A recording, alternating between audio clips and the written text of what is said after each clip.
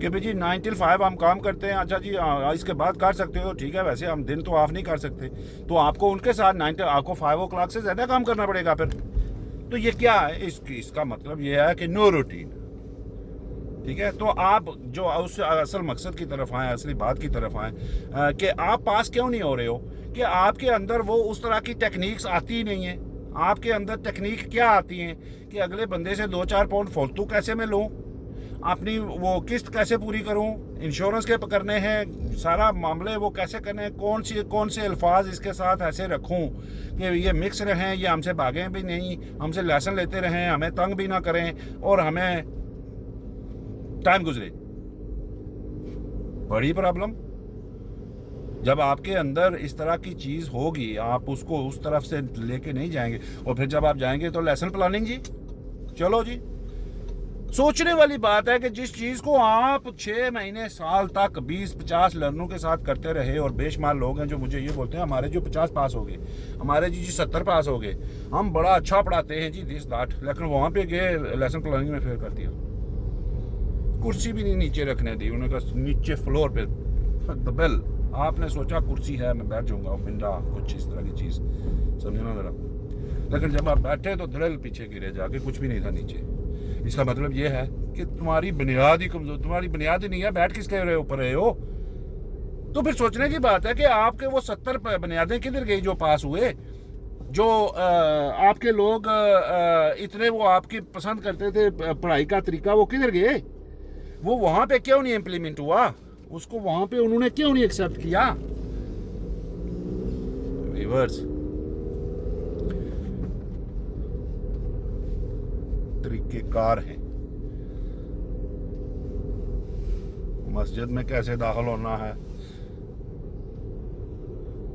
School में कैसे दाखिल होना है, मंदिर में कैसे दाखिल होना है, चर्च में कैसे दाखिल होना है, गवर्नमेंट की बिल्डिंग में कैसे दाखिल होना है, मैकडोनल्ड में, B&M में, लिडल में कैसे दाखिल होना है, हर एक चीज़ के तरीके हैं। एक ही बंदा होगा इन सभी जगहों पे में जो गिनी है, बड़े डिफरेंट अंदाज से जाके घुसते हो।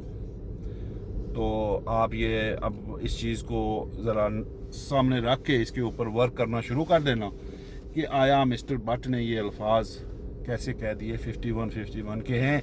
तो मैं ये आपको बोलता हूँ कि आपके अंदर जो ये चीज़ें हैं ये आपको कभी पास नहीं होने देंगी, कभी आप इन चीज़ों से नहीं निकल सकोगे जब तक आप कोर कॉम्पिटेंसीज़ को उस लेवल से ना लो कि आपका लेवल, आपकी उस तरतीब, उसकी उस वो आपकी जो लेक्चर, वो जो आपके पास और फेल, और जो आपके जो रूटीन है उस्ताद के बगैर। मैंने यहाँ पे कुछ ऐसे लोग भी देखे हैं जो बिल्कुल यूनिक टाइप के हैं, और उनके पीछे पूरी दुनिया में या पूरे मुल्क में एक एक दो दो बंदे होते हैं, लेकिन उनका भी बॉस होता है। मकसद कि आपके पास पीछे कोई चीज़ होगी तो आप उसके बलबूते पे नाचेंगे ना। सो आप लेसन प्लानिंग में क्यों वीक हो, उसके अंदर 2-4-5 किस्म के लफ्ज़ क्यों इस तरह के आ जाते हैं जो जो एक एविडेंट करते हैं। एक एविडेंट का है, एक एक्नो पासिस का है, एक और है कॉपिंग स्ट्रेटजी का है। इस तरह के हैं बेशुमार अल्फाज जो समझ में नहीं आते, पता ही नहीं चलता, और उनके एक अल्फाज के हज़ार हज़ार मीनिंग है। किसको लोगे, क्या करोगे। तो इनको समझने के लिए आपको ट्रेनिंग की ज़रूरत है। ट्रेनिंग नहीं तो कुछ नहीं। वो ऑनलाइन भी हो, यूट्यूब से हो, GBT से हो, ग्रुप से हो, वो आपकी प्रोफेशनल से हो। जितना बेहतर डॉक्टर उतने उसके कस्टमर, जितना बंदे की महारत उतने उसके कस्टमर।